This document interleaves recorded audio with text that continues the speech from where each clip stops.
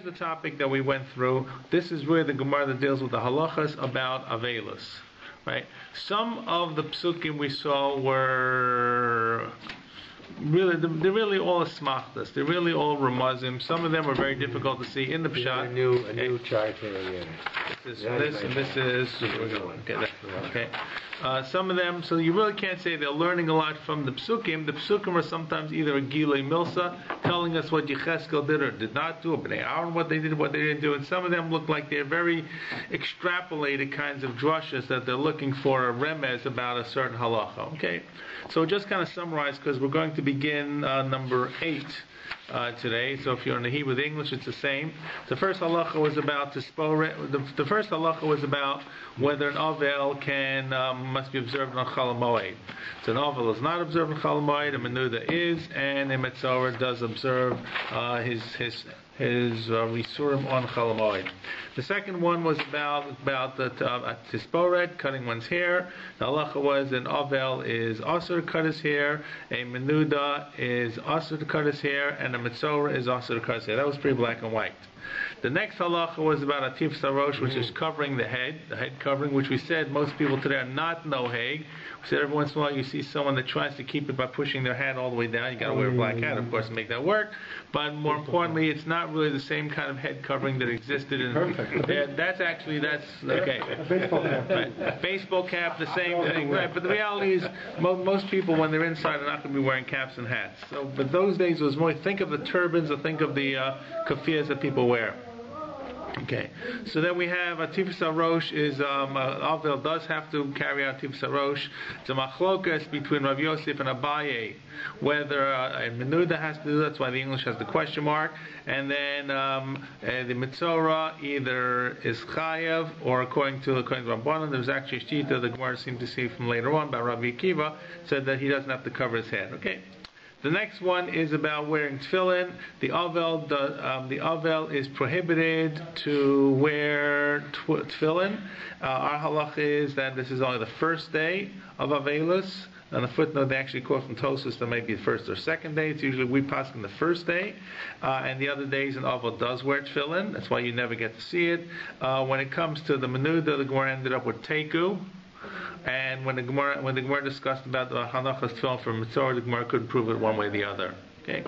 Then we have the halacha about sheila shalom, not being greeted in a mourner's house, not greeting the mourner, and really not being sheila shalom in the house itself to anyone.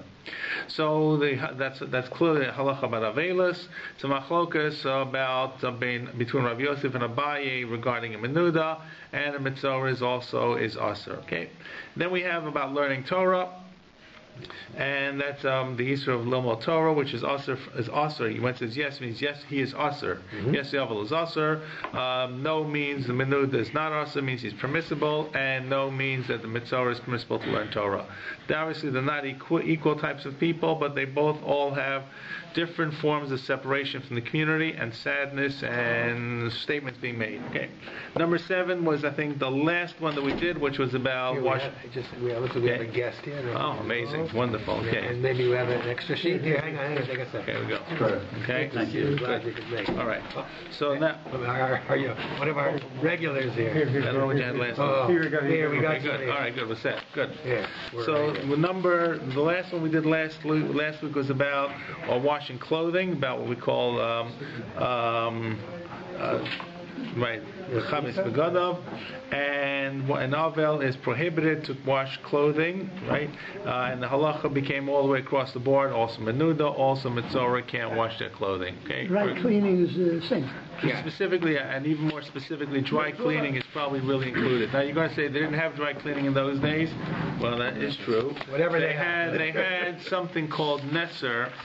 What Gemara talks about, which was natron, which was a chemical that existed in soil. In Egypt. It's a kind of salt used for mummification. Exactly. Right. It's half salt, half baking soda, something. Whatever it is, it sounds kind of funny washing your clothes with earth, but it was able to be extracted from it by washing it, and it had some kind of cleansing feature. It wasn't simply it wasn't simply abrasive. This natron, this nesser actually was a real cleaning agent, and that's really what cleaning is.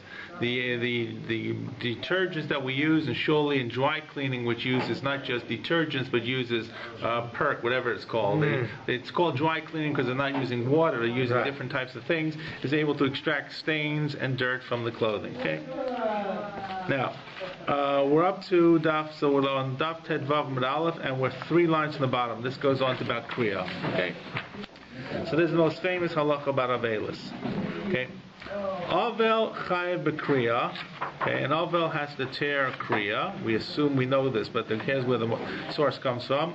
The Kamale Rachmana lebnei Aaron, that the Torah says to Bnei Aaron. This is in the story of Nadav and Avihu. Are you everybody with me? A few lines from the bottom. Tet Vav Mid Aleph. Yeah. Well, so when Nadav and Avihu died, this is on the day of the dedication of the Mishkan.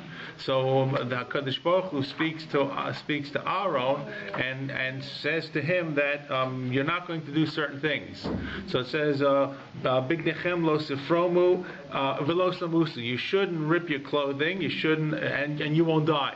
In other words, normally you would think that a novel would do this, but you, Bnei Aaron, because you're in the Mishkan and because you have to go on with the service, and therefore you can't be in a state of Avelus, so therefore you're not going to do this. So this becomes like the negative kind of understanding from the pasuk. The pasuk is telling us. We saw this with Yecheskel too. The pasuk says this is what you're not going to do, which means really everybody else is going to do it. Okay, a little backwards, but it's the way we learn out these halachas. So it says, "Roshechem lo sifromu lo sifra'u, bigdechem lo sifromu v'lo samusa." That's the pasuk for the Bnei Aaron and Vayikra Yud, the beginning of Parshas Shmini. So mechlal dekuli almo mechayves. So it means that everybody else has to do kriya. You guys are not going to do this. You're not going to rip your clothing to fromu, and therefore everybody else would.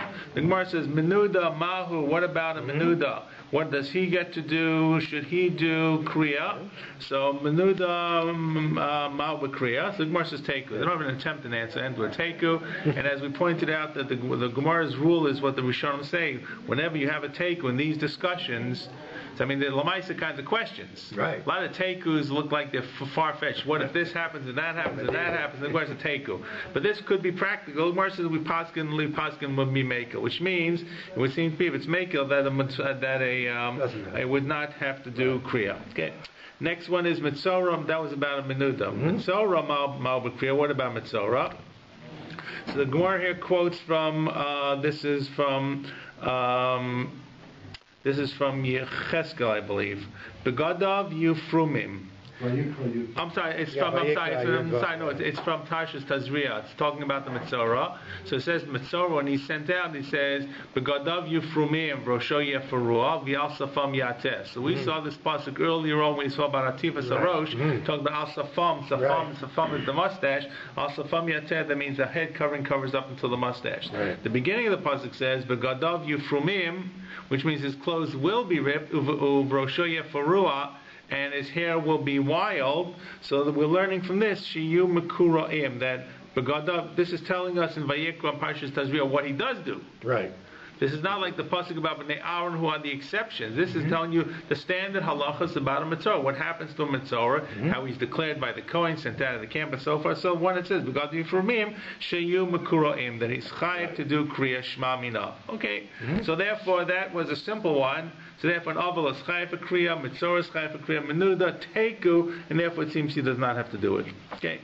Now we come to one that I told you. This is a nehuge avelis that we don't do anymore. This is called kfiyas amita. They would turn the beds upside down. And the beds in those days, once again, had 2 purposes. One was it was a social piece of furniture. It actually sat on the beds. Not like your bed, which is used primarily for sleeping, and also it was a bed. So it was a multi-purpose. Think of a multi-purpose kind of room. Think of like think of like a hotel room where. We had one room. Like if you look at the old, they had these. It was just a room.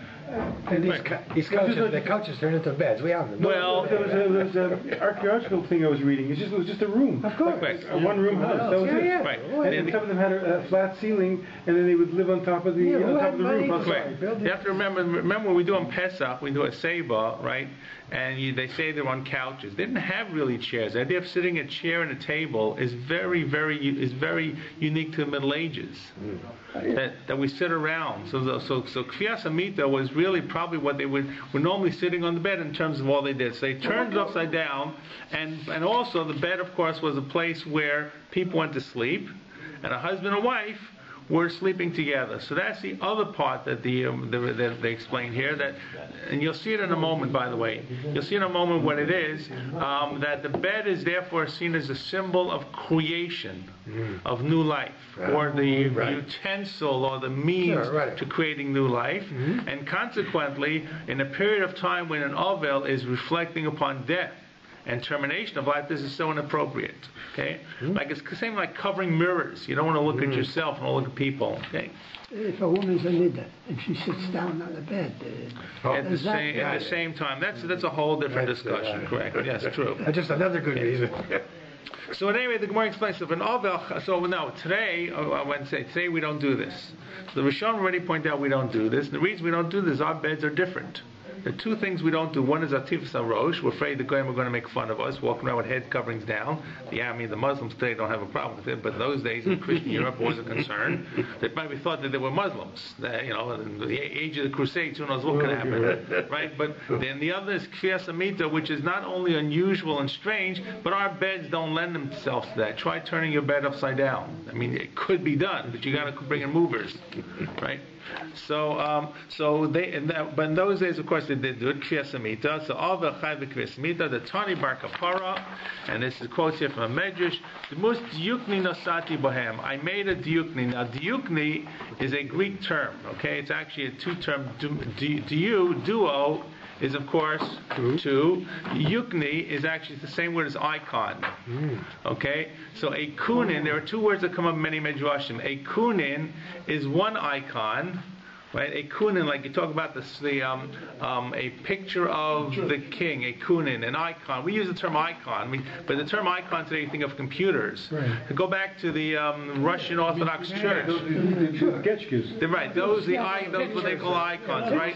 So this is a duo icon. This is a replication of the icon. In other words, the musdiukni, a photocopy. But it's a photocopy because you cannot reproduce God's image. So when we talk about being B'Tselem Elokim, we're not a photocopy.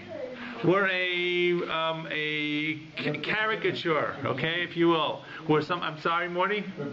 A representative. So therefore, the term here is not a kunin. Sometimes you see the term a kunin shomelech. This is the picture of the king. This is where HaKadosh Baruch Hu says that I gave you the musdiukni, a created person who's made b'tselem elokim asas adam nasati bohem. I put in you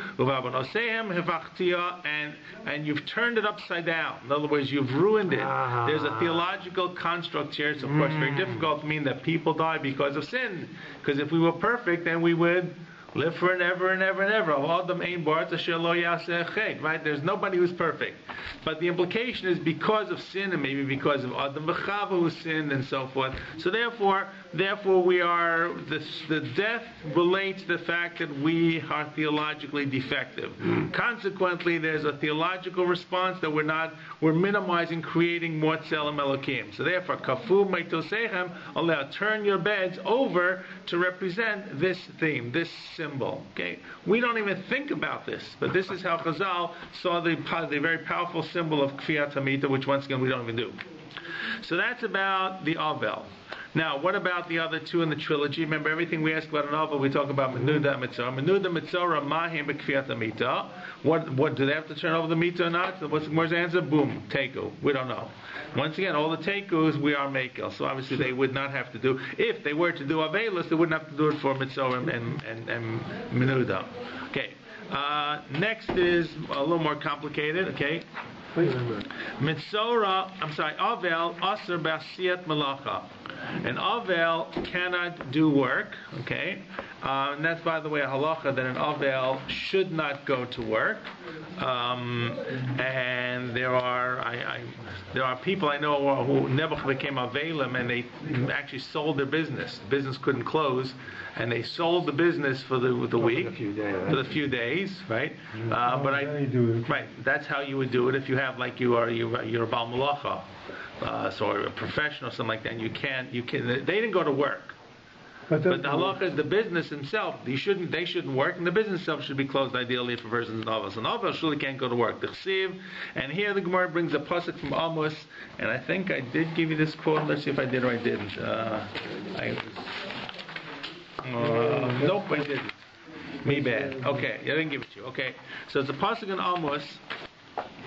And Amos is talking about punishments and future and all these negative kinds of nevuos. And so Amos says, and once again you'll say this is a stretch kind of drash. It is. But Amos says, "V'hafachti chagechem la'evel," I'm going to turn your holidays into mourning. That's a very severe kind of prophecy, right? But and you say, well, we're kind of used to that kind of stuff. But the fact that they compare Avelis to a Chag, that's very radical, right? You normally expect simcha and avela, simcha and sadness, avelis and happiness, but the identification is to actually a festival is going to become don't even say day of mourning, it says mourning, right? So or a holiday of mourning. So the Gemara makes the comparison, or the Drash is the comparison, the same way that a Yontif has an Issa Malacha, so too, an Avel is an Asa Malacha. Now you could probably make different analogies, but that's what the Gemara tends to feel. All right. So the Gemara says Avel Asa Basid Vafach Chagechem Le'Evel Machag Asa B'Mlacha Avel Asa B'Mlacha. Okay, that's the drash. It's really once again a little far-fetched, I don't want to say far-fetched, far from the pshat. Now the Gemara says, what about the other two people in this kind of trilogy, the Menuda and the Metzora? So the Gemara says, Menuda ma basiyat malacha, can a Menuda, a person nidoi, do malacha? So once again, I told you before, this is clearly the lower form of cherem, right? In other words, because you see in a moment, it talks about the person working for them. Rav Yosef, I'm sorry, this is about, we'll do the Gemara. Rav Yosef, Tashma, Kisha Amru Aser basiyat malacha. This is a brisa in Masechet Tanis, and we saw a similar brisa last week, and we'll see this pieces again. This talks about the stringent fasts towards the end of the process when there's drought. They fast Yechidim fast, and they fast together. They keep escalating. And when you get to the hardest fast, it says, there's certain things you can't do, and you can't do malacha. And the Bryce explains, they said they can't go to work on these very stringent kinds of emergency tinnitus because of drought. In the day, but at night they can go to work. In other words, this was kind of showed that the society was suffering. So everybody suffered together by closing down their businesses. But at night you can go to work. Then the Brysik says, V'chein atal motze b'menuda ba'avel. So the Gemara says, and the same thing is going to apply to Menuda and an Avel, which would seem to imply that first an Avel can work, and it surely should imply that a Menuda could work. So the Gemara says, My lavakulu, does this not, when the Gemara makes a statement, and the same thing you find from Menuda and Avel, does this not mean that a Menuda, leave the Avel aside for a moment because it's going to get rejected, that a Menuda can go to work or work at night? In other words, the same way, there are sometimes you can work and sometimes you can't work. So you can't say it's usher. You can constrain certain times, you can reduce certain times, but there's not an inherent prohibition. You can't say, for example, that on Yontif you can do more things in the day and less things at night, or vice versa. If you can do a malacha on Yontif, it's okay. If you can't do it 24 hours. Same thing as Shabbos. So the Gemara wants to say, does this not imply that a menuda is aser? So Gemara says, Lo Ashara. It doesn't mean exactly that the Menuda and Avel are going to be Aser in the day to do work and mutter at night. It means they're going to behave like an Avel and a Menuda, and they're also going to be Aser b'malach in the day and mutter at night. They're going to say they're going to. Okay, it's like you have to read it, and they're going to exhibit sadnesses like an Avel and a Menuda, and they're going to be also to work in the day and mutter to work at night. It's kind of like you have to say that even though the klal of the comparison to Avel and Menuda follows, it's not comparing it to everything in before. It's saying the whole attitude that's going on is like a Menuda and an Avel, but each one has different things that they can do. So an Avel can't do work at all. Maybe a Menuda can do work all the time. But these people in the fast, they exhibited sadness that they didn't work in the day and worked at night. So in other words, you can't make the commitment. Now, you're going to say, well, it doesn't seem to read that way. But the Gemara gives this kind of response here, and it's going to give it again, and it gave it actually as well last week on one of the other types of Isurim. So the Gemara feels it's not a clear answer. In other words, yeah, maybe, but maybe not. So it's not black and white in terms of what happens in terms of Menuda, and therefore the Gemara rejects it. Okay. So the Gemara does have another proof in terms of Menuda. Toshma, another brisa. Menuda shone v'shonin lo. A person who is a Menuda, we'll have this later on. This is where it talks about the different levels. There is a Cherem, which is higher, that you can't learn with them. But a Menuda, you can teach, and he can teach, and you can teach to him. So he can be a student, he can be a teacher. So if your teacher is in a Cherem, in a Nidoi, you can go learn from him. And this guy is Karin Lo, and he can be hired out, and he can hire. No, there are certain rules. You can't be within Dalet Amos, but still, you stay Dalet Amos away. Right? You can build a relationship of learning and working without being one on top of one another. So they're connected to the people next to them. Okay, but think of it as an isolation ward. Okay, you can still communicate. So therefore, but you see black and white. Right, it says two things here. You can teach and learn, and you can work for him, and he can work for you. You can work for him, and he can work for you. So therefore, you see that a Menuda clearly can work. If he can work for you, he can work. Right, for sure. Okay, so that's black and white. So the Gemara therefore says 100% that a Menuda is permissible to do malacha. What about a Metzora? So the Gemara says Metzora, Mahu Basiyat Malacha, Teku. Gemara doesn't even attempt an answer. So now, obviously, you say, well, why didn't they try to find something? They obviously didn't have anything they could put in of substantive things. Okay. Next, so now that takes care of. So we had tonight Kriya Samita, Asiyat Malacha. Now we come to washing. Okay. Now we're all acquainted with washing on Tisha B'Av, or not washing on Tisha B'Av, and washing, and the same thing, of course, in Yom Kippur. But the real issue of Avelus that comes across that we're associated with that is Tisha B'Av. A lot of the laws of Tisha B'Av are patterned on the laws of Avelus, right? It's a sign of Avelus. Correct. Not exactly, but for example, Rechitza and Sicha is clearly patterned on this. So the Gemara says, Rechitza, Avalas of Rechitza, the Chsiv. Okay, this one I did give you, Alta Suchi Shemen. This, if you look here on Shmuel Bet, this is the middle of one of the pages, Shmuel Bet for chapter 14. Okay, this is where Avshalom dies, and David is inconsolable. Okay, and Yoav wants to kind of break the king out of his depression. So he goes to Tekoa and he gets a Isha Chacham, a wise woman, clever woman, and he says, here's what you're going to do. You're going to pretend to be a mourner, and she dresses up and she goes to see David, and eventually he is consoled and he gets out of his depression. But what are you going to do? Pasuk Bet. You're going. He says to her, be avelus. No, pretend to be an avel. Okay? The live she law big day avel, and put on big day avel. What's big day avel? What's morning clothes? What makes clothes morning? Maybe in those days. Ashes they put on. No, it's not. They say ashes. Black widow. Okay? It's probably not a black widow. Probably with clothing that were very dirty. Probably clothing that were disheveled, clothing that weren't washed. Maybe sackcloth. Maybe. Okay.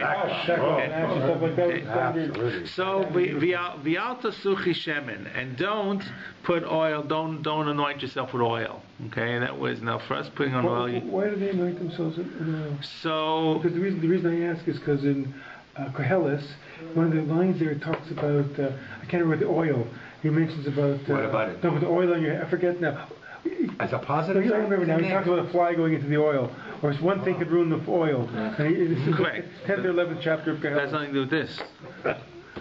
That's about something small ruining something large. Maybe that But was eating oil. sicha, see, we don't use sicha the same way. When you talk about people using sicha, you may talk about maybe women using, I'm trying to think, cosmetics, a body wash, perfume, maybe even cream, cream, salves. The closest we come to probably is liquid deodorants, right? That's probably like sicha. But they used it in a much more extensive fashion. They used it actually to beautify themselves. If you think of, the thing these bodybuilders, you ever see the way they lather up? Okay, and right, it's now you say that's ekkeldik to you and me, but that's the profession. The reality was that was the way people behaved. It was conceived as a probably smooth the skin to some extent. It may have been a very mild depilatory. It also may have been a way to make smooth the skin. Apparently, what was accepted, and this is what Rishon explained in this quote in a moment, because you see it doesn't make so much sense, that they washed, and after they washed, they then put on the oil. They oiled themselves up. So for you and I, it would sound like it's going to clog up your pores. It probably looks like it's the opposite of what you want to do. Right? You want to wash off the oil. You put on hand cream. What's on hand cream? Okay. Work hard every day. Put on hand cream. That's correct. And the hand cream lotion softens the skin. So that's the same. If you can understand that, you can extend it to the entire body. Exactly. So sicha was much more extensively used as a tanug, as an enjoyment, and went hand in hand with rechitza. So it probably was clear if a person hadn't been oiled up, right? It must have looked different than people who are regularly oiled, so to speak. Okay, if you can think of a car that shines and the car that the paint is dulled up or the wax has come off. So therefore, he tells her, I want you to dress up like an avel, and I want you to prove that you're an avel, to show that you're an avel, you're not going to oil up, and you'll look like a woman who is mourning for many days for the deceased. You're going to appear to David, and David's going to speak to you, and you're going to give all these terrible things. David's going to say to you, like, get over it. And you're going to basically, by your discussing with him, he's going to realize he has to get over his own mavelas of Avshalom, right? Because Avshalom, right, when he heard that Avshalom was killed, what did he say? Avshalom b'ni, Avshalom b'ni. That's his favorite son. And even though Avshalom was rebelling against them, but the feelings of a father were hard to get over. At any rate, so the Gemara's proof is from this pasuk. Now, what are we trying to prove? That you can't wash. The challenge with using this pasuk is it doesn't talk about washing. It talks about anointing. Correct? Right. So and Rashi gives, by the way, Rashi refers to a pasuk where they both come up together. Let's see, it's on about the 6th line of Rashi. Rechitza. I didn't read the Gemara. Let me go back and read the Gemara. Okay. Avel asab rechitza dechsiv. I'm reading the Gemara. V'atasuchi shemen. That's the quote we just saw. V'rechitza bechlal sicha. And rechitza is included in sicha. That's what the Gemara says. That if you're going sicha and rechitza go hand in hand. Nobody would ever put on oil without washing. Correct. First. So Rashi brings a pasuk from Tehillim. Dechsiv vatavo kamayim bekirbo ukashem ba'atz mosav. Okay. So this actually, you see that the water is going in, and the shemen is going down to his bones. The problem with this quote that Rashi brings, the water is being talked about as being ingested. It's not being washed with. The kirbo, yeah. Okay, so the comparison is to drinking water, which is healthful, and the oil that you put on is going all the way down below into the bone, so to speak. So it's not exactly the same kind of water of washing. But the Rishonim say it's very basic that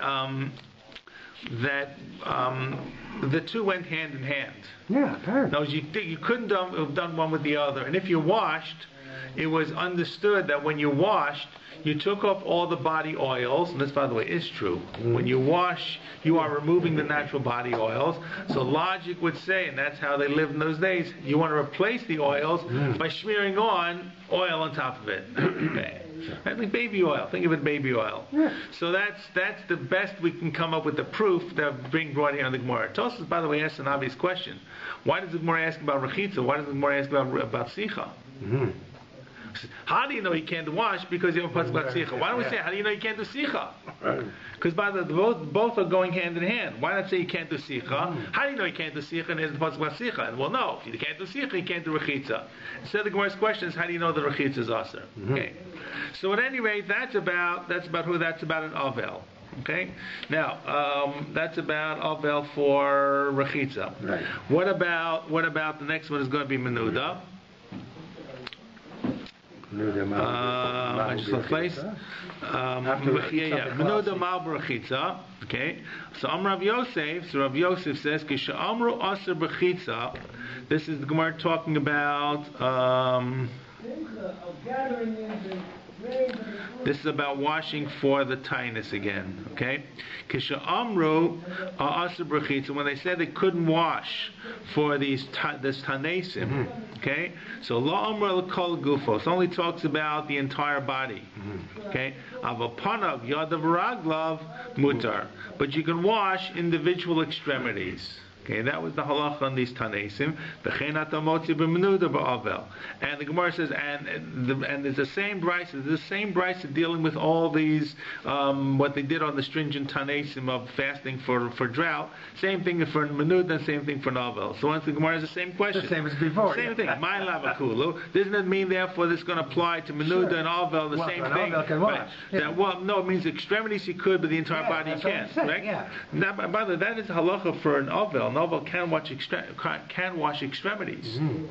Okay, and surely with cold water. In other words, it's not like Yom Kippur, where you can only wash until your fingernails, the first of the knuckles there, right? So novel can wash. Novel doesn't have to be that dirty, but novel can take a shower. Yes, most of Avelim, what's the first thing they do after they get finished Avelis? Take a shower. Okay, right. So because that stands out for in our society, not being able to take a shower for a week. That's more serious than having to wear the same clothing for a week. Right.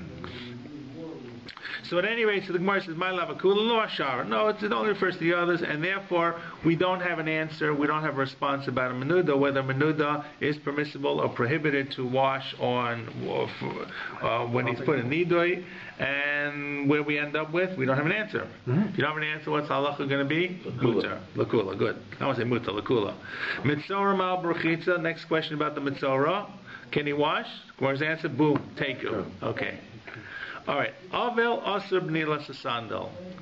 An avel can wear shoes. Okay, nilas sandals, of course, specifically shoes that give support, or leather shoes, right? Same about the halacha. It's interesting. Halacha about Tisha B'av and Avelis, and halacha, of course, about Yom Kippur.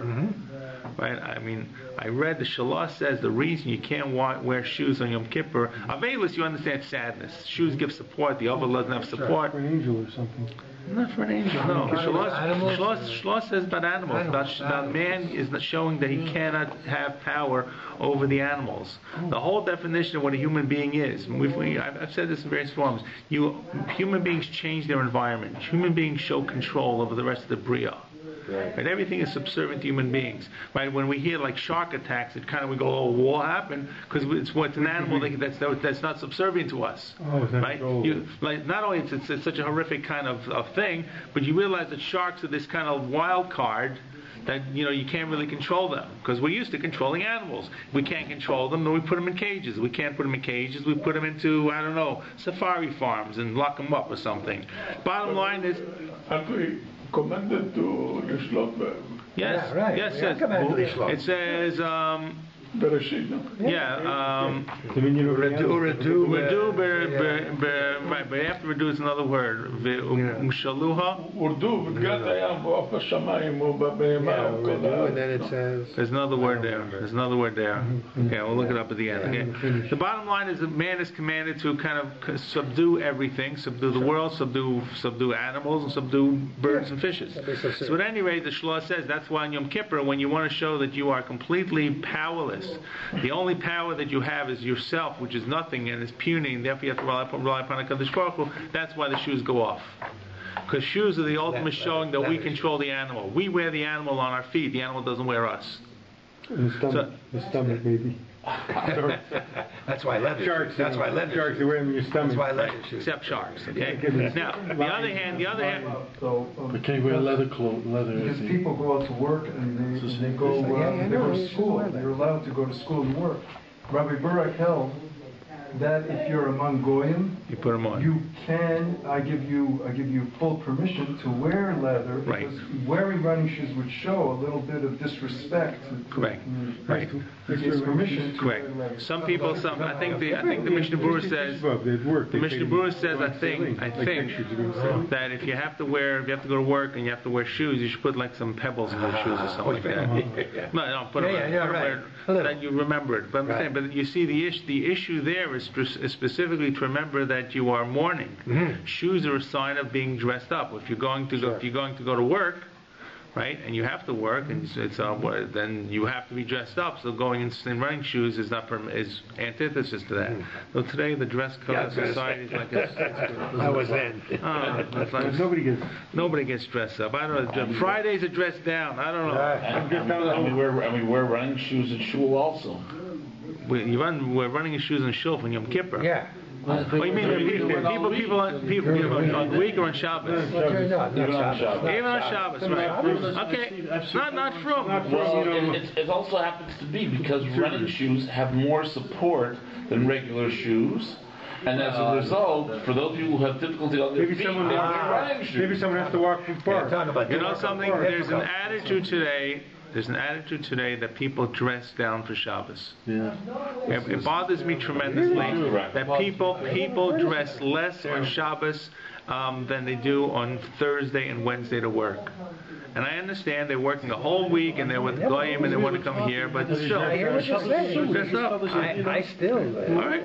I've never heard. Okay, anyways, there we go. Back at the ranch. So at any rate, Avdel does not wear Nila Sasando, does not wear shoes.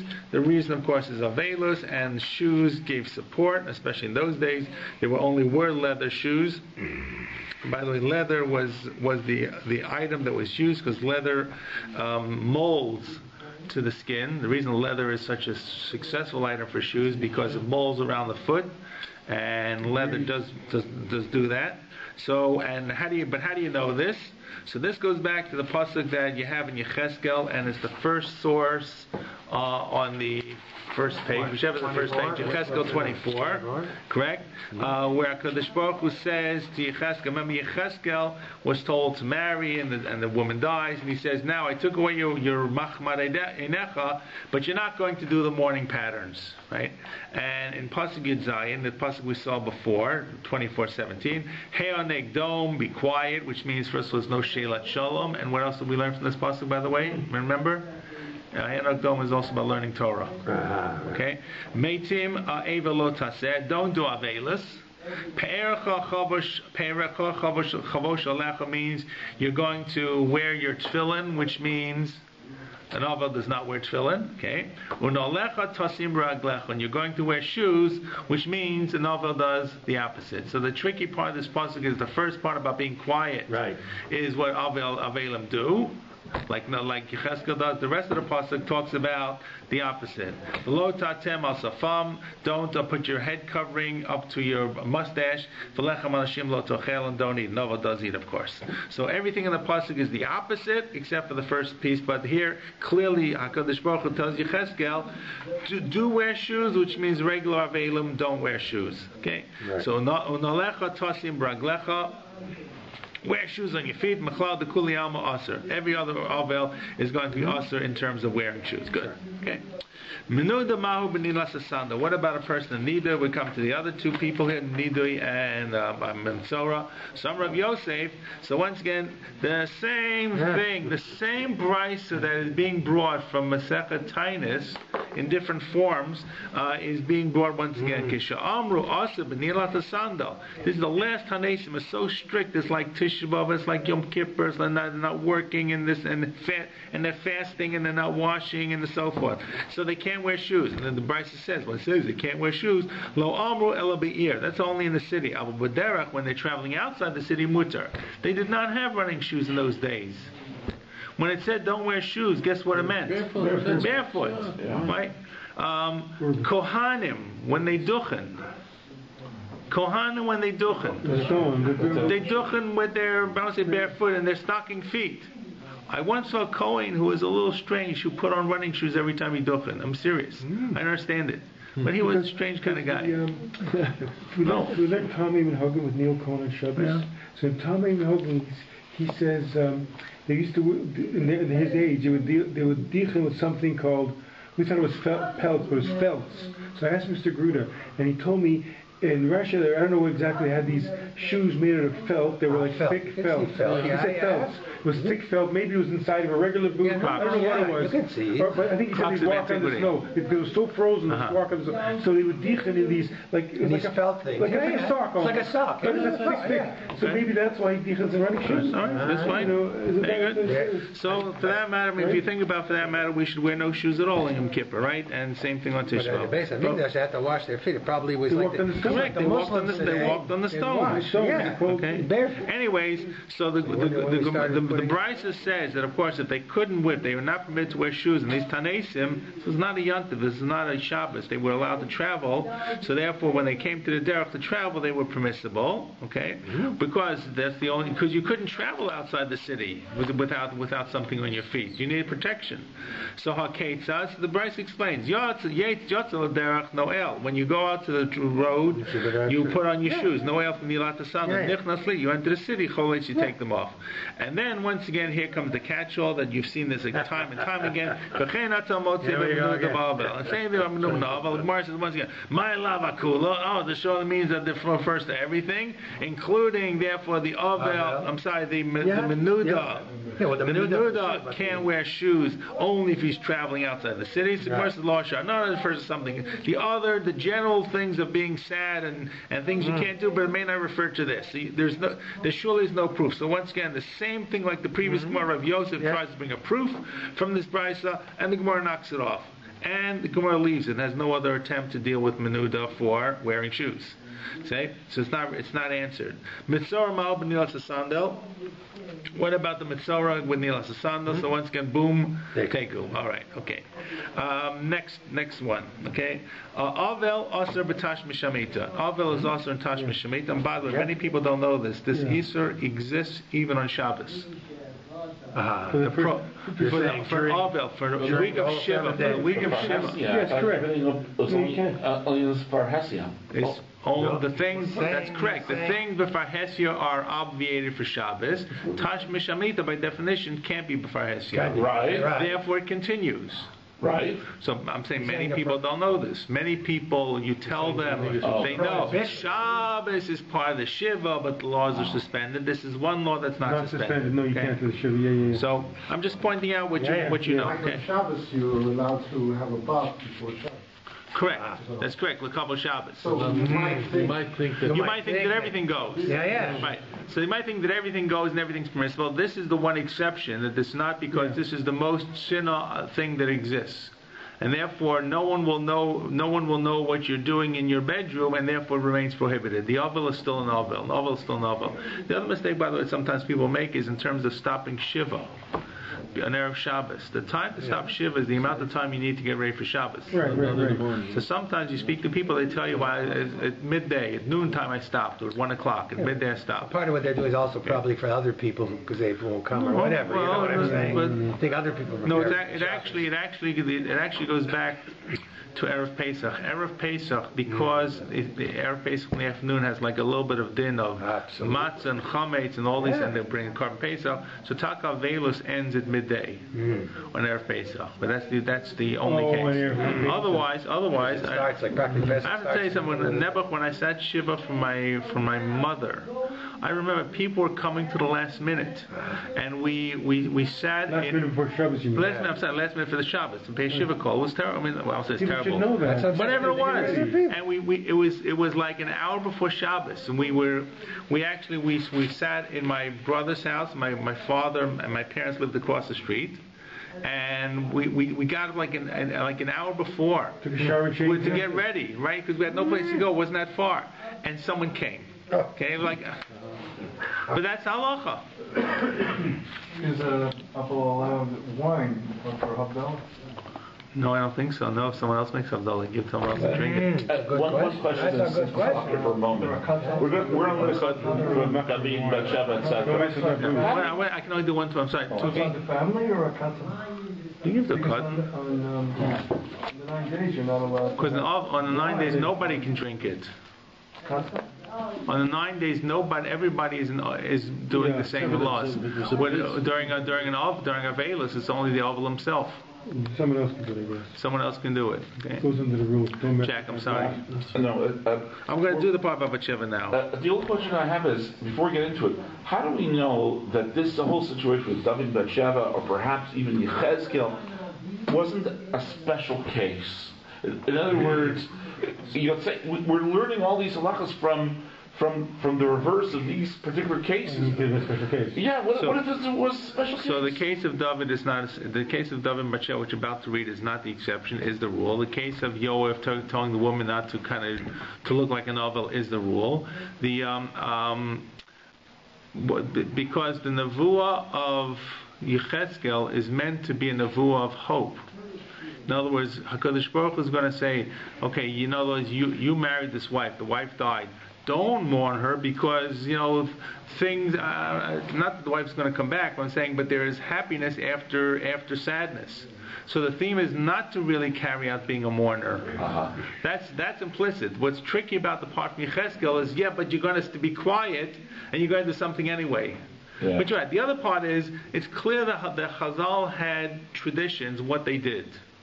They didn't sit down and say, what are we going to do, and let's see if we can find the person. We can't. So they must have had some kind of tradition. When it means teiku, by the way, that's what the Rishonim saying means. We said teiku. What do you mean teiku? No answer. So what do they do?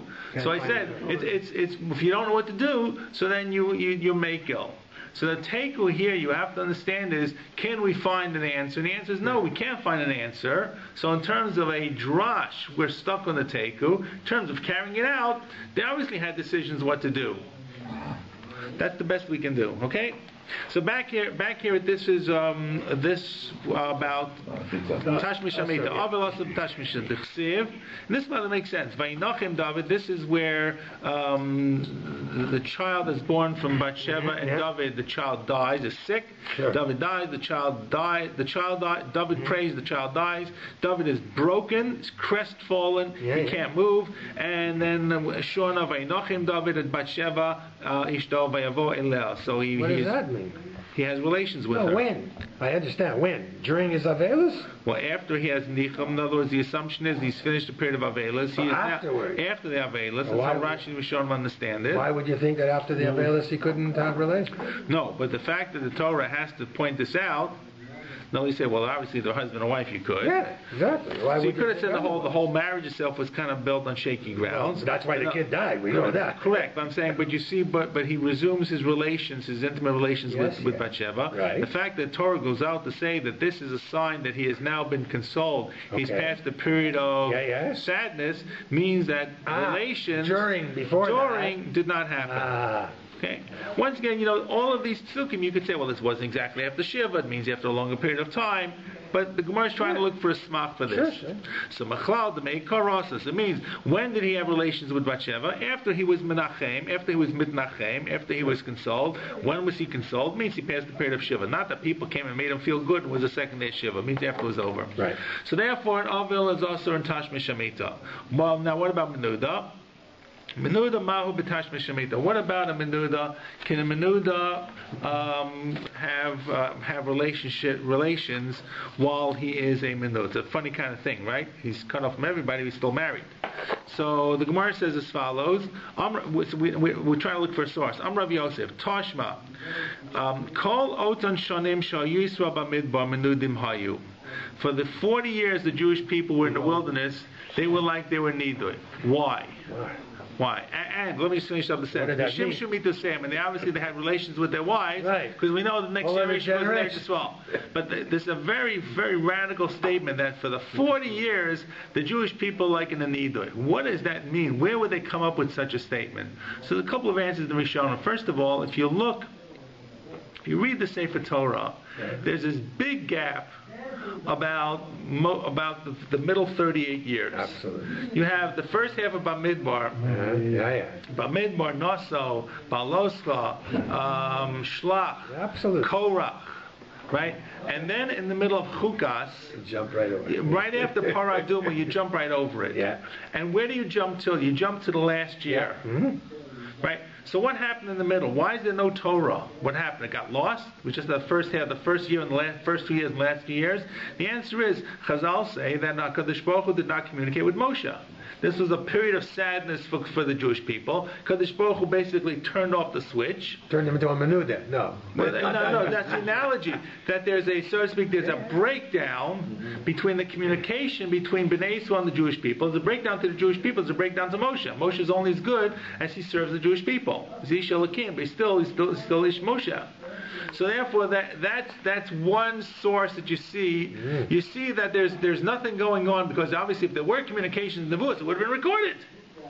You would have had Nevuos of Moshe from the 3rd year, the 4th year, the 5th year, 10th year, 20th year, 3rd, and so forth. But it's all gone because nothing happened. That's one way. This is the generation that saw what happened at Yam Suf. The generation that says we're not going to Eretz Yisrael. That's it. Okay, that you're stuck in the wilderness for 40 years. Your carcasses will... Right, and you'll rot here, and then your children will go in. This was the end of the road. This was the depression. Officially menuda? Not officially. They're not officially menuda. So Gemara's going to say maybe not. They should have put Kemenuda. But so Gemara's going to deal with that in 1 minute. But the other proof is the pasuk actually says in Parshas Shlach, it uses the term when the Meraglim come back. So it says, and it's a very famous pasuk. Yom lashana tesuat avonotechem v'datem et nuasi. Every year, Yom lashana, one day for every year, you're going to carry your sin. So it talks about every year being equal to the sin of the day. Whatever the sin was, you're going to carry it. You're going to know that I'm angry with you. So you see that implicit in what HaKadosh Baruch Hu says to the Jewish people, the next 40 years are years of sin. Yom lashana tisu et avonotechem. You're going to carry your sin for 40. You're not forgiven. Isn't this where we learn the midrash that they lie down every day? Yes. On the anniversary that they would die on that day. But we're trying to find a source for why Chazal would make this radical statement that they wouldn't need doing. Now, you've obviously hinted to something that there's not really a need to. You don't find that God said, okay, we're going to put you in a need. They didn't say kol nidre, for example. So that's the Gemara's response. So let's read it. Tashma kolos hasharim sheyisvam b'midbar menudim haya. They were like a nidoi. And nonetheless, we know that they procreated. So therefore, you see what? That a nidoi can have relations. Right. So who says this? Rabbi Yosef. So Amalei Abai. So Abai responds. And we had a couple of these in the last week. Amalei Abai. V'dilma menudel l'shemayim shani. Right. Maybe menudel l'shemayim is not the same as being put by a human nidoi. Right. But the kill. Maybe it's easier. No, it's not as strict. Maybe, really, if God put the Jewish people in Nidui, they can have relations. But if the human court puts someone in Nidui, he can't. It's a complete separation. Right? So that's the separate or the break here. Sure. The Gemara has one question. Va'amr chamor. But didn't you say, when you said last time you had the same, you said it maybe more machmir, right? Right. So the Gemara says, yeah, you're right, we don't really know. Svuki misapkele. It's different, there's a suffix. Zil hacha kamat chene, zil hacha kamat chene. However you want to knock it off. You want to go and say it's more mekel, maybe it's more mekel. You want to say it's more machmir, it's more machmir. Bottom line is it's saying it's not fully equivalent. So you don't know, maybe more strict, maybe it's less strict, maybe so. But so that's the knockoff. So in terms of this, so we have to go get Mekel. What do we have to do? The Lamaisa, Rabbi Yosef says it's Aser, and Abai says it's Suffolk. Okay. So once again, you end up with a Suffolk here. It's Machlokas, a Suffolk. Okay, now Mitzora, we don't have an attempted Mitzora Ma'avatash Meshamita. Well, actually, no, I'm sorry. Mitzora we're going to say is Aser. Mitzora Mahu Betash Meshamita is a Mitzora prohibited Tash Meshamita, Tashma, Titania. This is about the Mitzora v'yashav michutz li'ahalo. The Mitzora, one of the things, he's outside of his tent. Sheyehei k'menuda v'ka'avel. Right? This is the first time we brought the Mitzvah. It's not the first time we saw. The first time I brought the Mitzvah in to be the other two also, because before Correct. we had Menuda and Ovel all the time, right? The last few. I mean. It was also Mitzorah, but the proof is not from Menuda and Ovel. Right. It says the Brisa continues for Aser B'Tash Mishamita. It says Mitzorah. The Mitzorah is also B'Tash Mishamita. How do you know this? Because it's Michutz Yolo V'Ein Ohalo Ella Ishto. Your tent refers to the woman who was in the tent. Shnemar Lechamor Lahem. This is after Har Sinai. God says to the Jewish people, Lechamor Lahem Shuva Lachem Lo Lechem. Go back to your wives. And we know that before Matan Torah for 3 days that be separated. Right. What do you mean go back home? Go back home and you can once again reunite and be intimate with your wives. Shema Mina. Yeah. So therefore we see from this that the Gemara feels is a proof that a Mitzorah is prohibited from being with his wife. It says because it says V'yoshav Michus L'Ohelo. Ohel is your wife, and he's Michus L'Ohel. Yeah, but what about the Menuda? So the Gemara says V'nefshet Nami L'Menuda. Okay, let's now say that in this listing here we said he's like a Menuda who is prohibited. So let's prove for Menuda. We said before we had a Machlokas, Rabbi Yosef and Rabbi says we knocked it off with the Menuda L'Shamayim. So Rav Huna, once again we saw something similar last time. Rav Huna brained Rav Pinchas Mishmeid Rav Yosef Mi Katani Sh'aser Sheyehei Menuda Chavel. Doesn't say he's going to be usher to be with his wife like a Menuda and Avel is usher. The Mitzorah is going to be cut off like a Menuda and an Avel, and also the Tashmi Shamita. Okay, so in other words, this is the last of this is the same kind of thing we saw before. That the fact that it says Menuda and Avel does not necessarily refer to this particular item. It means the whole general attitude to what it is. Okay, now.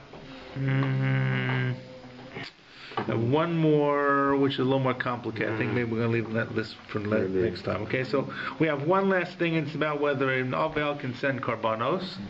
Okay, it's not so applicable today. An Avel cannot send karbanos. A Mitzorah can't send karbanos. A Menuda is going to be a machlokas, whether he can or he can't. But that's a little more complicated in terms of the proof that's brought. And then, so that's going to take us to the bottom of this Amud, the top of the next Amud. Takes us down about 3 or 4 lines. And then we get into talk about how the BAYT summons someone to come to a court. And the reason that we tell us how they summon him to come to court, because if he doesn't come to court, what's the worst thing they can do? Menuda. Right. Okay. So it goes into that. So there's a whole piece here about Nidui, and brings in Korach, and brings in actually some cases of people putting the Nidui, and so on. So we're going to go from Avelis, which is very sad, to Nidui that's less applicable today.